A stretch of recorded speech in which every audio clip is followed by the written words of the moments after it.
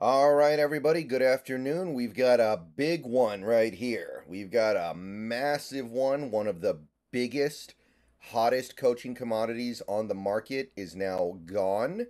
He has chosen his location to make his return to the NFL, and it's not what I expected to happen at all, but it is something that had gained a lot of steam over the last several days. Jim Harbaugh is going to the Los Angeles Chargers to be their new head coach. So he's back in the NFL. He's back in the AFC this time, though. So we're not going to see him for a while. But this takes another head coach candidate off the market and it closes up another coaching opening. I'll say again, I don't really know why he would choose to make his NFL return in LA with the Chargers of all teams, where you've got a very weak fan base, you've got a pretty lackluster roster, you've got a quarterback. You do have a quarterback, but you also have a ton of money invested in said quarterback. You've got an atrocious owner, your second fiddle in your own city, in your own sport. Like, I don't understand this one personally. I don't know why Harbaugh, on top of the world right now, would say, let me settle for one of the worst, most undesirable jobs out there, but he did. And look, if he fixes this, if he takes the Chargers to high places going forward, then he's a legend, right? Like that's remarkable if he actually manages to make this thing work for him in LA. But he's off the market first of all, which look, he was my number one. I don't know how anybody else could be anyone's number one because this is a guy who gives you a high ceiling, it gives you a high floor, proven in the NFL, coming off the ultimate accomplishment that you can have in college football. You cannot be a better head coaching candidate than Jim Harbaugh unless you're Bill Belichick, basically. Like, it is very rare a guy like this becomes available for any reason. So, he was number one on my list, and it does suck that he's off. However, if we're being real here for a second, the Seahawks clearly never considered him, and there seemed to be absolutely no interest on their part. And I understand why. There's baggage. There's the relationship between him and Carroll is still technically part of the organization. And by the way, this obviously takes the Chargers job off the table for Carroll because now it's filled by Harbaugh. The fact that he's not a very nice person, it seems like the fact that he's probably going to clash with John Schneider, the fact that he's probably going to want Schneider's job, I totally understand why we wouldn't go after him. But at the same time, he was that guy.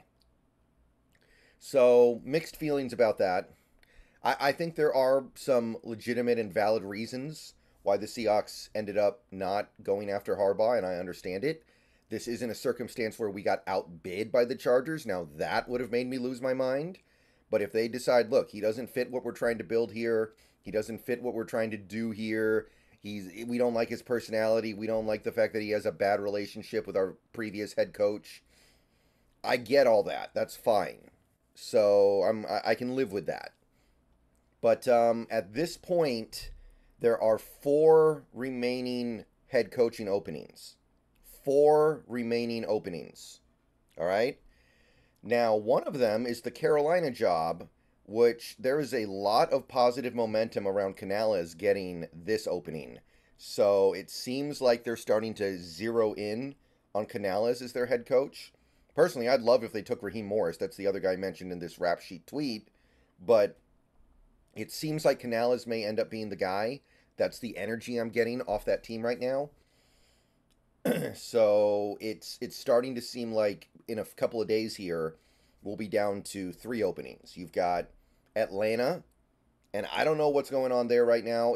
Either they fumbled the Belichick thing, or they decided they didn't want him, which kind of confuses me, kind of surprises me. But I don't know what they're expecting to do right now. You've got Washington, and then you've got Seattle. So if Carolina takes care of themselves with Canales, you're going to have three openings, and you're still going to have Ben Johnson, you're still going to have Mike McDonald, you're still going to have Frank Smith, you're still going to have a Bobby Slowick, even though I'm not a big fan. You're still going to have some pretty viable options here. Vrabel, Vrabel would also be, of course, on the list. So there is no excuse whatsoever for not coming away with a primo coach. At the very least, a coach of high potential and hype, like a Ben Johnson, like a Mike McDonald, like a I'll say Frank Smith. I think Frank Smith is part of that group, even if he's not quite as good. Vrabel, because he's had previous success.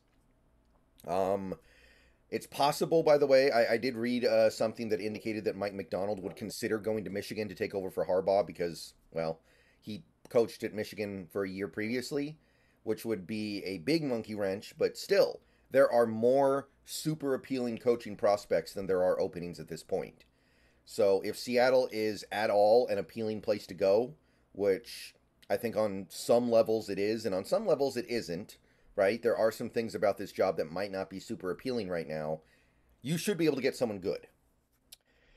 So, yeah, assuming the Falcons do end up tying the knot with Belichick at some point, which I don't know why they wouldn't, then you're down to two openings, basically, at that point, Washington and Seattle. And look, I know that Washington has already kind of earmarked Ben Johnson, and it seems like he's going to go there because of his ties to some of the people in that organization, his desire to coach Drake May because of his connection there. But the point is, the bottom line is, there are more primo coaching candidates out there than there are openings for a coach to find. So if you can't get somebody good, if you end up with somebody like a Raheem Morris, who I'm sorry, has to be one of the worst picks we could make, or you end up with somebody like Adam Stenovich, who is way too young, or Joe Brady, or one of these lower level prospects, even a Mike Kafka, and I wouldn't hate Kafka, but if you end up with somebody like that, that tells me there's something in the organization that coaches are being driven away from. There's something here that people are not into. And I don't know what that could be. Maybe Jody Allen is just like the nut low, worst possible owner, and we just don't get to see that. Maybe she's horrible to work for, and that becomes apparent in these interviews. Maybe the Seahawks interview process is weird in a way, and it's making these candidates look bad to them and good to everybody else. Maybe they're looking for something different than what we're looking for as fans.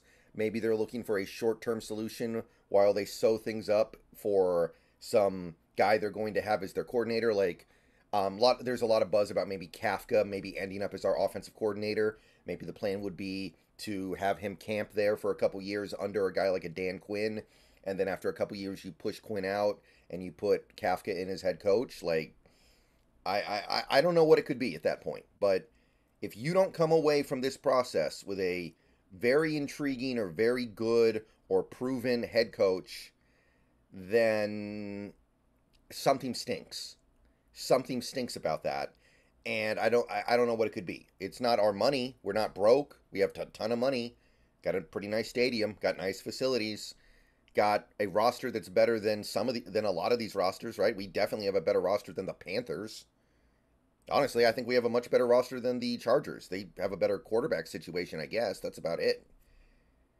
All right, so we'll see where we go from here.